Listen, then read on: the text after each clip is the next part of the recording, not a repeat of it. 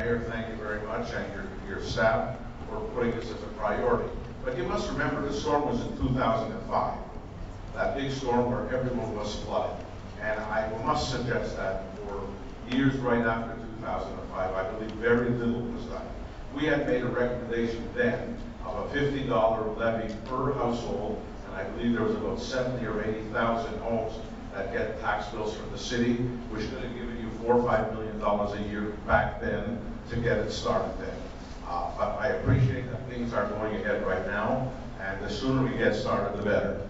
I have a question for Mr. Muir. The railway tracks, the CN tracks that run border on to Back Home and Apricot Street, after a big rain, have you seen the waterfalls that come off right onto Steeles Avenue?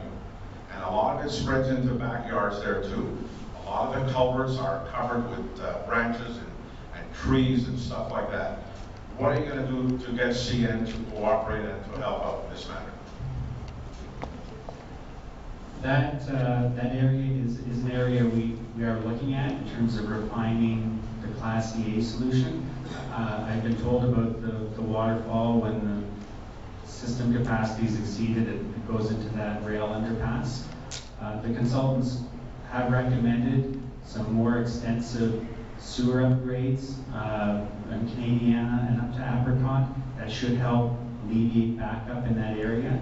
There may still be local issues as well in terms of clogged catch basins. I know a big storm in September exceeded the capacity, and we did have complaints on Apricot. So there is work to be done in that area, and we are refining the Class EA solutions as well. We have to work closely with Toronto in that area, because although we would like to just make all the pipes bigger, their pipes only have a certain size. So they won't allow us to pass on additional flow. So whether we have to look for storage in the system, that's still maybe a question we have to address.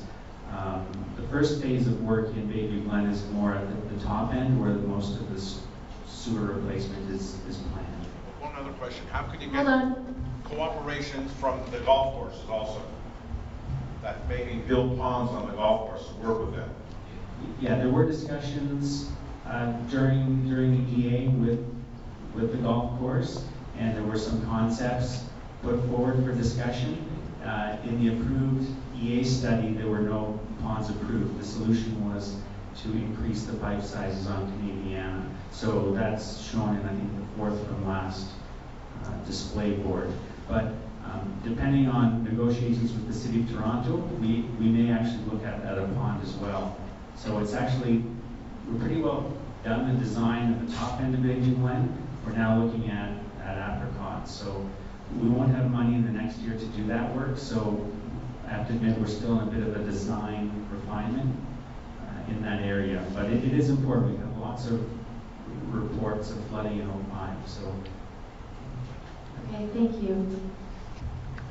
I'm going to maybe too soon to ask this question. You may have already just answered it, but just wondering for West Thornhill, do we have any idea of the pipe sizes that are going in? And I guess you probably said there's no holding pond. Right, no pond. And I can point to you on where it is on the map. There's a diversion pipe that runs from Glencrest Park across through Daffodil and out Dawn-Crest to the Don River. That is as big as a 900 millimeter pipe now. That's going to go to 1800. So it's going to be double the diameter, 4 times the capacity in the upgrade. So a lot bigger pipe to keep the water underground and not running through people's backyards.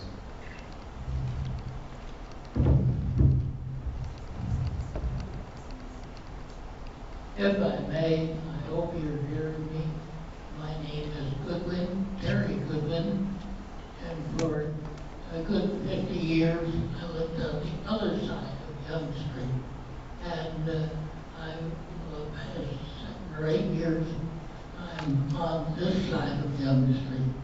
But I hope, first of all, I want to commend the mayor and council for getting this started. And you're doing 1 fee across the whole, now the township, but now a city. And I think that that's a good way. I'm not sure what is going to really do the job. Somebody mentioned the word of 2005, and I'm not sure whether that storm was a 100-year storm or better than that. The province says 100-year storms. I suspect that some of them have been up to 300 years.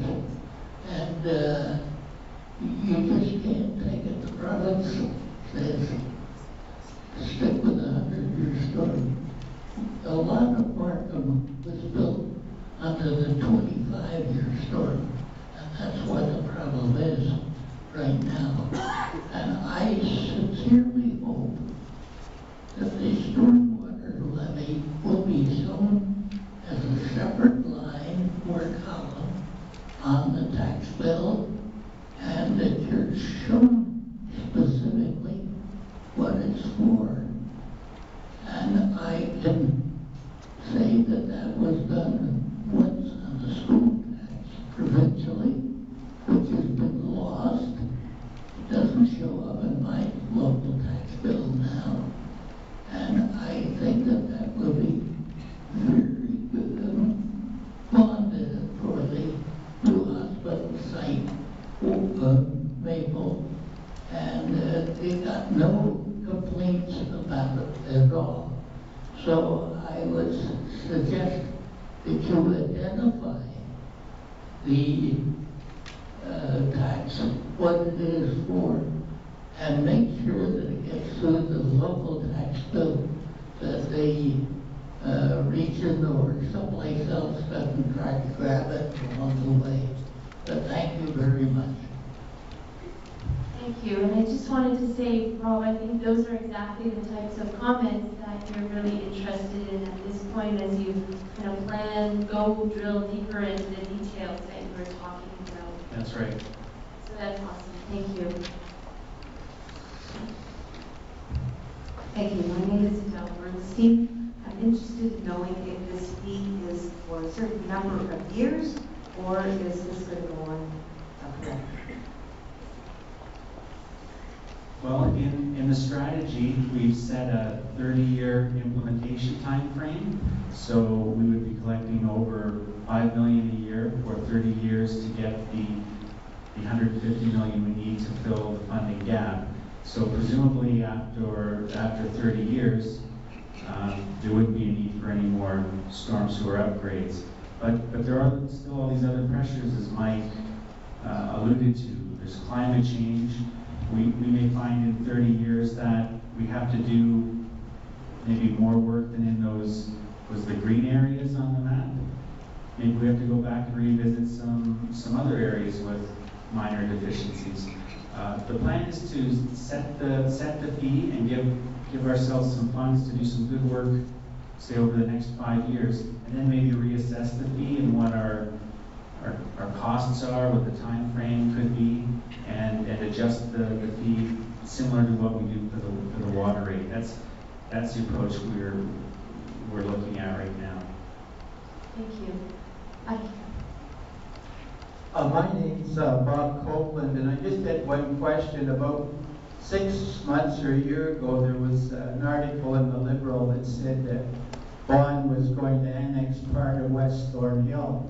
And I tried to convince my wife it was just for political votes, but I wondered if they're going to inherit our sewer system too. If I they hate fix that it, I did the mayor into this, but what, did that just die?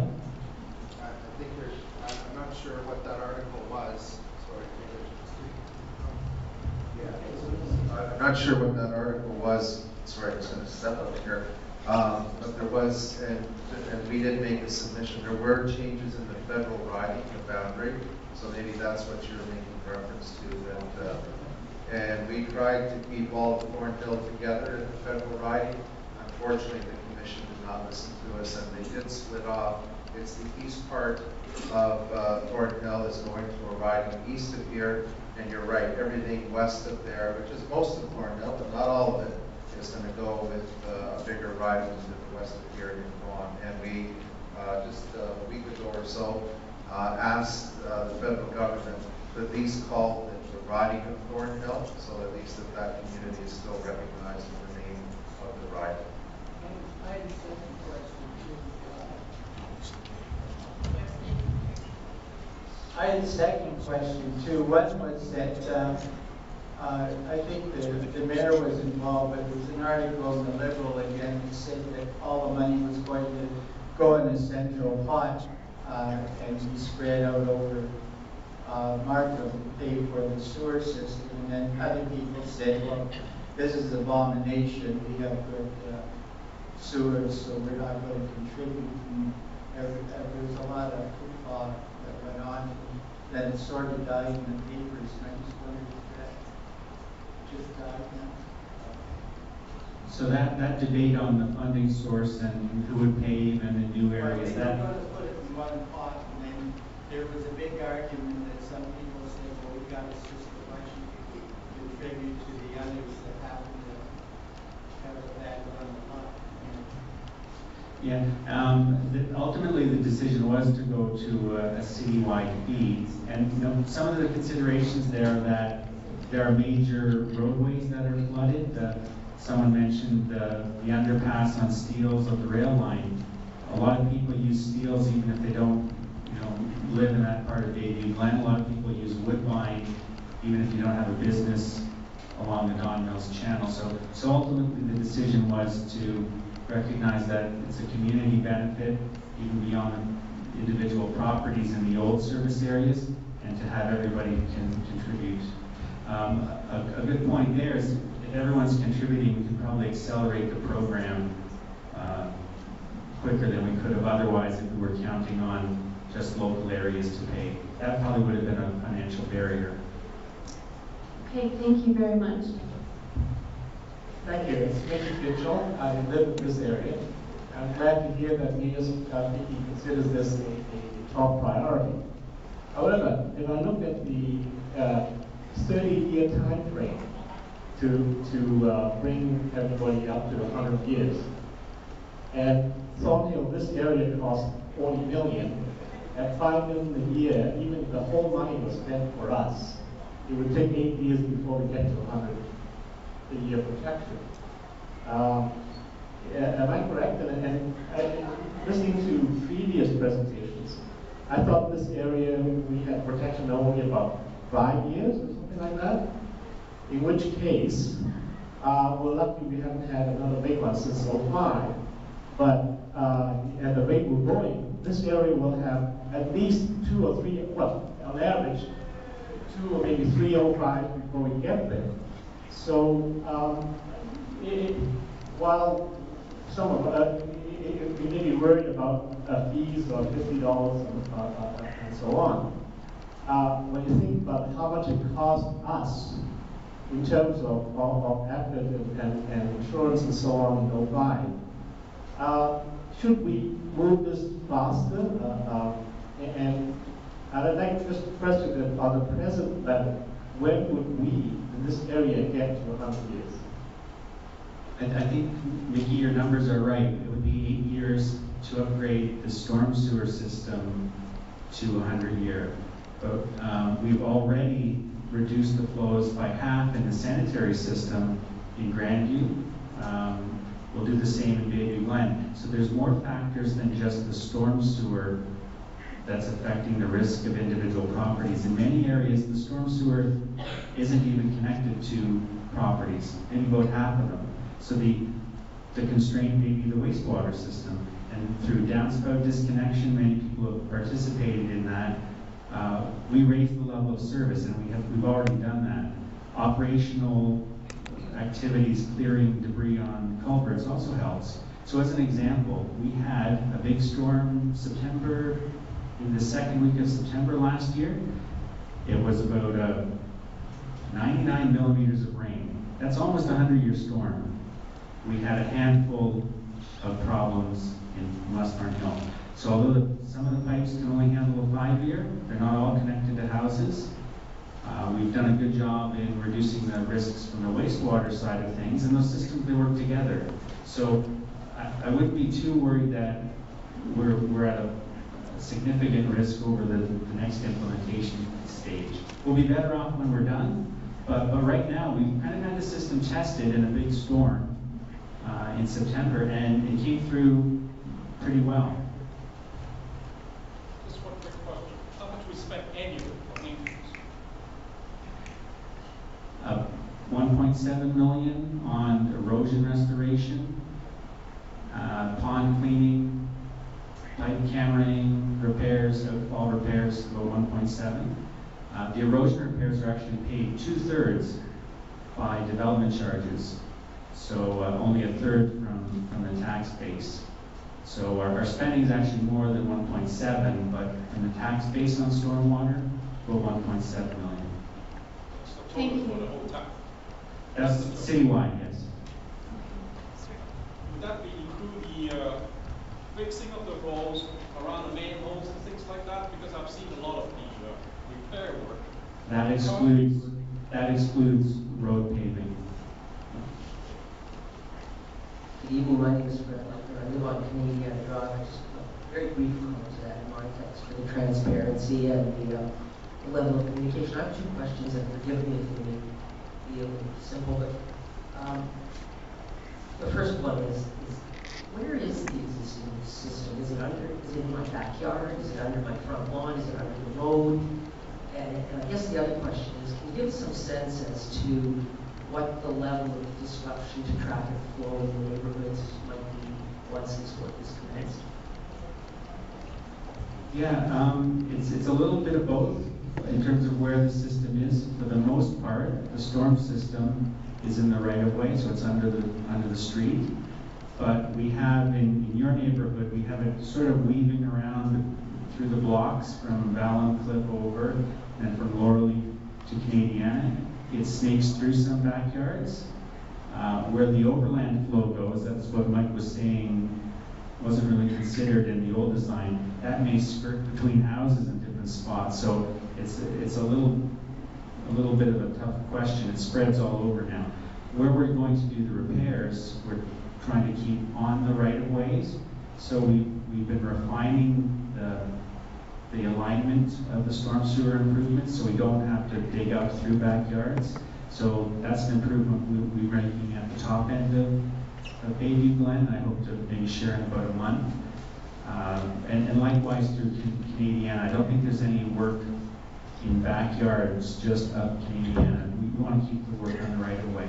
You asked about timing, and we did have some discussions with the consultant last week in terms of timing or disruption of, say, at Bayview and Dawn-Crest. And that's where we're going from this 900 sewer to the 1800. They suggested that road could be closed maybe up to 2 months. And one of the factors is we're putting in a big sewer. We have to move the other utilities out of the way. And we're looking at adding water quality treatment devices beside the sewer, which is something I know there's people interested in as well. So we want to go in once, do it right, increase the flood risk reduction, add the water quality improvement, and maybe in the short term we'll stop people from cutting through traffic. We'll just kind of give up on going through the neighborhood, right? They'll say, oh, it's always closed. We just want to tell them we opened it up.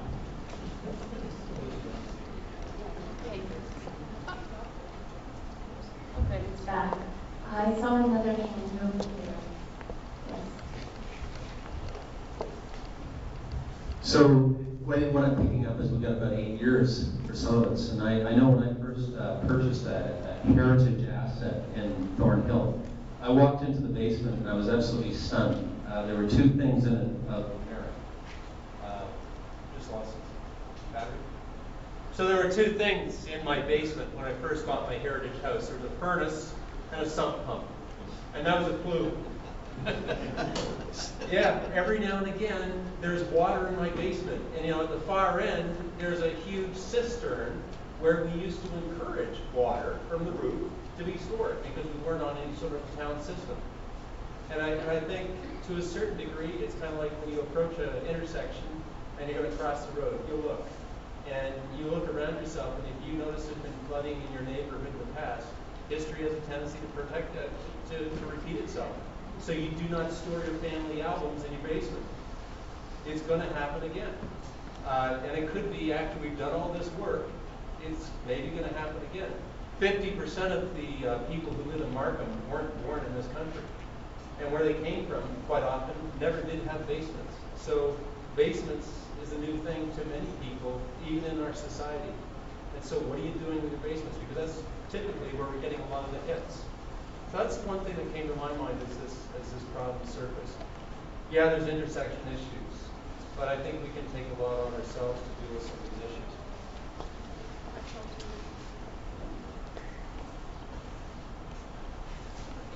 Let's see if I can. So who is next, by the way?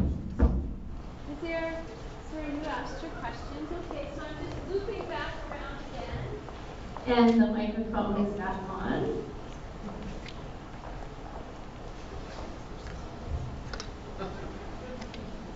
I'm Nancy. I'd like to ask Rob how confident he is in the fact. How confident are you, Rob, that the work you'll be putting in the next few years in Thornhill will survive climate changes that are going to come by 2050? We know that storms are going to be much bigger. They're going to drop much more rainfall than they have in the past. How confident are you that our works are going to stand up to that rainfall? Yeah, that is a very good question, and it's something that we think about. There has always been, and there will always be, some uncertainty with predicting the weather. There'll be more uncertainty with climate change in the future and extreme weather. What I can add, though, is when we design the 100-year system in West Thornhill, we're not designing it for today's weather. We actually have about a 30% buffer for the frequent storms, the short duration storms, and we're putting in 30% extra flow capacity in the system today. So that does let us sleep at night. It's a buffer. I think you can probably find research that'll say that's more than enough. That's what City of London had recommended to them from Western University. You'll find a Toronto Star article that'll say it's not nearly enough. But I can tell you, TRCA, City of Toronto hasn't reviewed that Census report that's in the Toronto Star. So I think there's lots of answers. We think we're sort of right in the middle with a buffer in terms of our design that'll let us sleep at night. Also over time, we're going to put in the storm sewers, but we've got a sustainable neighborhood action plan going in Baby Glen.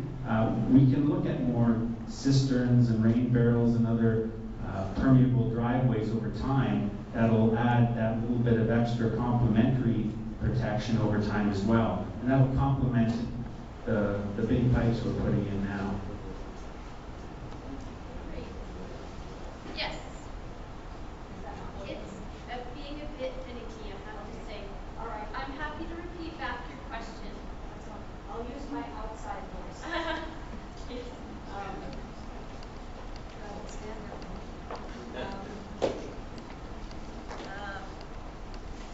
Two things. The first is one of the issues that we've had in West Thornhill with respect to infill housing is the matter of driveways. A lot of the driveways that are going in are a lot larger than the driveways that used to be there. The houses that are going in are a lot larger. They have a much larger footprint than the old houses, so there's much less permeable land every single time we have an infill house going in. And we go to the Committee of Adjustment and we ask that all of the new houses have to have semi-permeable driveways or pavers instead of asphalt. But the Committee of Adjustment doesn't order it because the planning department isn't requiring it. So one thing we'd like to see in West Thornhill to help is that every infill house has to have a semi-permeable driveway. That's the first thing, and it's an easy thing to do. The second thing has to do with the new announcement from the federal government that municipalities are going to be getting a greater share of the gas tax. And I know this isn't something that staff can answer, but for those members of council who are here and the mayor who raised the issue, it could speed the process up of giving some of our older areas 100-year level of protection if a greater percentage of the gas tax went to stormwater control. And that is a priority that council could decide on, and possibly something that they should be thinking about, especially now that they have this opportunity that they're going to be getting more gas tax from the federal government. Thank you. So I think, Saran, I don't know, certainly requirement for permeable pavers, that's something that would have to, we can look at it.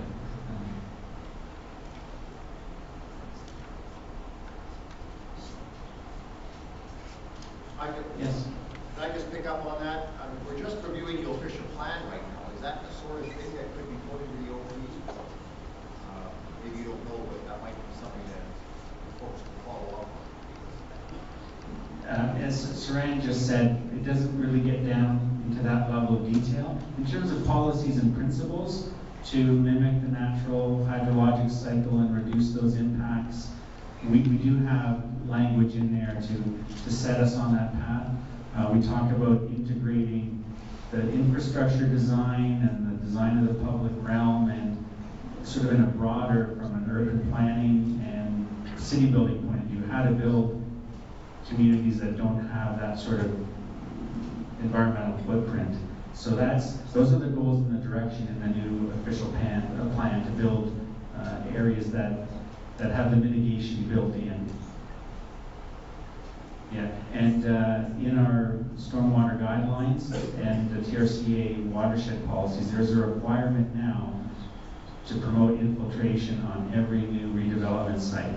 So we have a 5 millimeter requirement across the city. Some areas we've done some watershed studies, we need 10 millimeters of recharge. So it is something important, it's something we're working toward, especially to keep our erosion restoration costs down. Great. So, yes, please go ahead.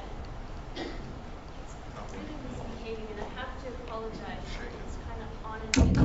It was on, though. It was on. You okay? I did. Anyway, again, I can repeat your question. Okay. Or come to this microphone, please. Okay. Sorry. I think some questions I was going to ask, some people already said, but I think it's very important because I think staff is doing a tremendous big job. And when we see that certain things like planning, bylaws are not working together, like we are trying to get money, we are trying to save money to get the stormwater. When we get to planning approve certain things without even considering the stormwater problem and the sewage problem. Every time we have an increase of density, we have more sewage coming in. More sewage, it leaks into the stormwater. Bylaws. Somebody comes with the infill bylaw, they say, oh, we are going to have just 2 double driveways. They go after 2 bylaws and they say, we want a circular driveway, and it's approved. We want to cut a tree because it's whatever. The tree is meant to be cut. So we have to have planning, and you have to make this presentation to planning and to bylaws. It's very important. Otherwise, we are just going in circles. That's it.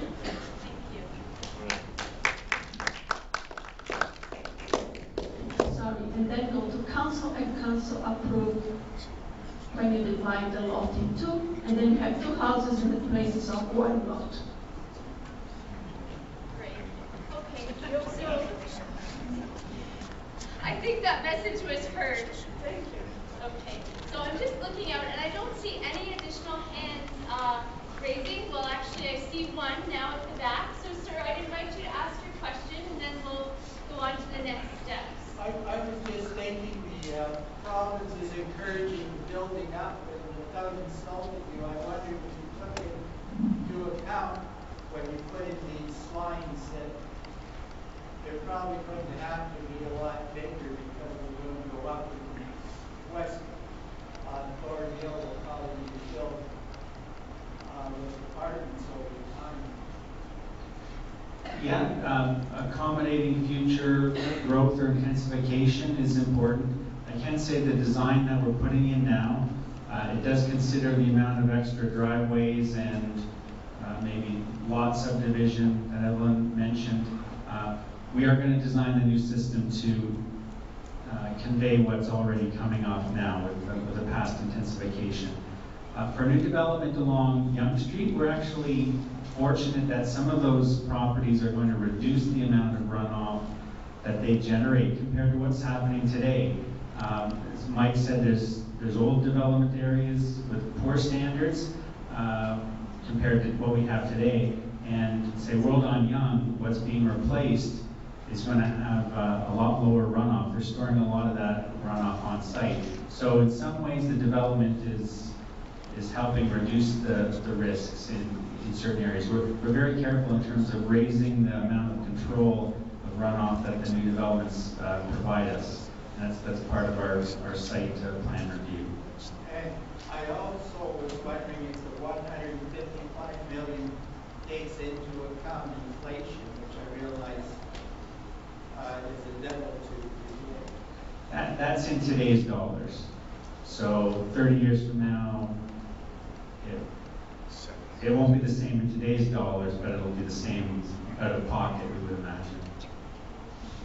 Thank you. So I know we have a couple of concluding speakers, but before we get to that, Rob, could you throw up the last slide again? The other last slide? That's right. So, as Rob said earlier, this is really the opportunity to provide your advice to city staff on what those details are. And so there's lots of ways that you can do it. Here tonight we've heard, and everybody's been taking copious notes. There's the website option, there's writing it down option, there's calling it in as well. Whatever works best for you. And then in terms of timing, you had said the staff report, you're targeting to get that in by June. That's right. And ideally it's late May or early June because things are busy at the end of June. So we'd like comments back by the end of April. Okay. So comments by the end of April. And all of you probably have friends and neighbors that weren't able to join us here this evening. So I'd encourage you to either take a feedback form home for them or somehow get in touch so they also can have the opportunity to provide any advice that they may have. So you've been a great group to facilitate. Your questions have been awesome. I want to thank you very much for that. I know this has been a big issue in your community. So thank you very much. And I just wanted to turn it over to you then. And the other thing is, we're not going anywhere. I think we have the meeting room till 9:30. And the intent of that last half hour is really to stay and chat with staff. If there's any other questions or ideas that you've had along the way, please take that opportunity as well. And Councillor Short, and I'm not sure, Mr. Mayor, do you still have any more to wrap up, or?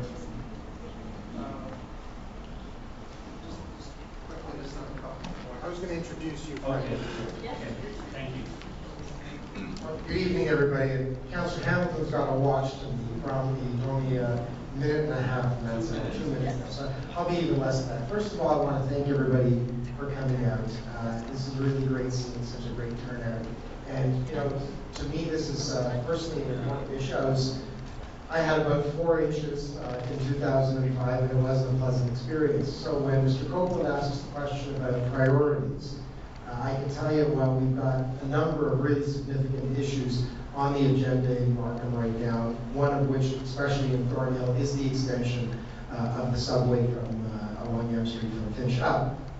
Stormwater management has to be a number one priority from an infrastructure point of view, because it's a safety issue, because it's a financial issue, because it's a health issue, because it's, like the gentleman said, don't store, as I made the mistake of doing, some of your old valuables and possessions in your basement and then having to chuck them out. So it has to be number one on our radar.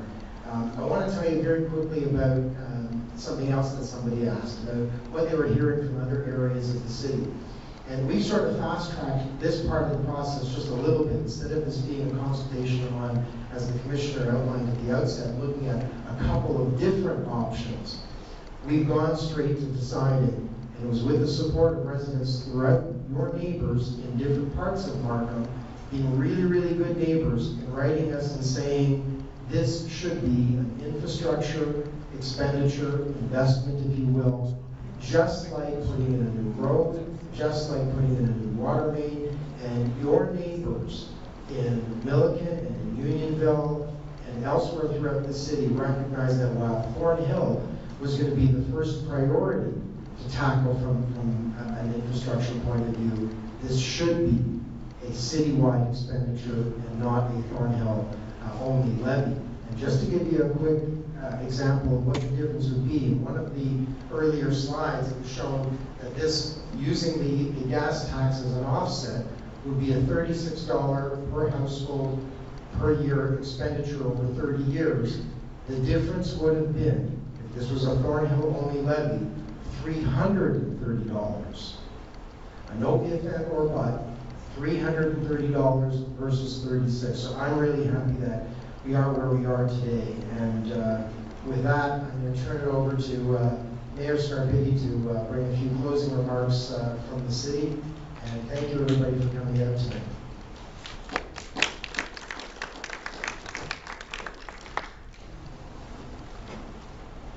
So I will be very quick. I want to thank everyone involved for coming out, and also we've got a good memory about what happened a number of years ago. This has been a priority for us. I just wanted to correct a little bit, just one of the things about new development. There's a number of agencies that look over new development and ensure that the runoff from new development doesn't impact other areas. And one of the things that, again, we can all take great pride in is some of the high-rise development that's at least happened on the Markham side. I haven't had a chance to look on the Vaughan side. I'm assuming they followed suit. But we now contain all of the runoff within the site and making sure that that runoff is used for irrigation. And also there's been circumstances as well where we've seen infrastructure actually improved by some of that new development beyond what they actually needed for themselves. So it helps certainly future development that might happen, but it also helps the existing residents. I just, I know sometimes, and I appreciate the frustration. It's been frustrating for us that this hasn't moved along as quickly as we would have liked.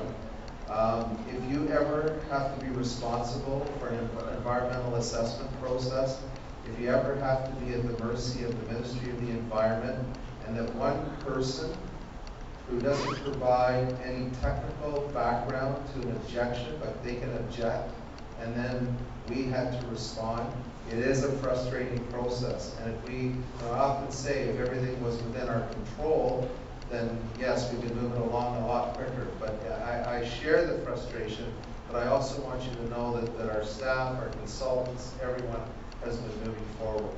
And I also want to make mention of another thing, because some people said getting to that 100-year storm protection. I can tell you, and it's our council's credit, that we landed on 100-year storm protection.